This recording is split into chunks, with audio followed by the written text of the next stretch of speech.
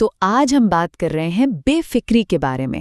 آپ کو بھی لگتا ہوگا نا کہ آج کل کی مصروف زندگی میں بے فکر ہونا تو جیسے ناممکن ہی ہے، لیکن ماہرین کہتے ہیں کہ یہ صرف ایک احساس نہیں بلکہ یہ آپ کی ذہنی صحت اور کامیابی کے لیے بہت ضروری ہے۔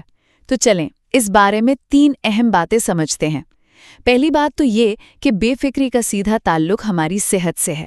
آپ کو پتہ ہے، تحقیق یہ کہتی ہے کہ اگر دن میں صرف چند منٹ بھی آپ بے فکر ہو جائیں نا تو کورٹیسول جیسے سٹریس ہارمونز کم ہو جاتے ہیں۔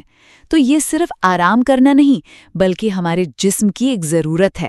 دوسری بات یہ کہ یہ کوئی نیا خیال نہیں ہے، یہ ہماری ثقافت کا حصہ رہا ہے۔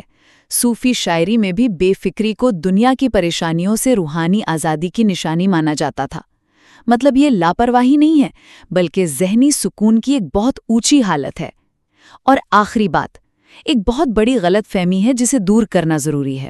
دیکھیے، بے فکر ہونے کا مطلب غیر ذمہ دار ہونا بالکل نہیں ہے۔ اس کا اصل مطلب ہے کہ آپ غیر ضروری پریشانیوں کو سائڈ پر رکھ کر اپنے اہم کاموں پر فوکس کریں۔ سچ پوچھیں تو یہ ہر وقت کی فکر کا بہترین علاج ہے۔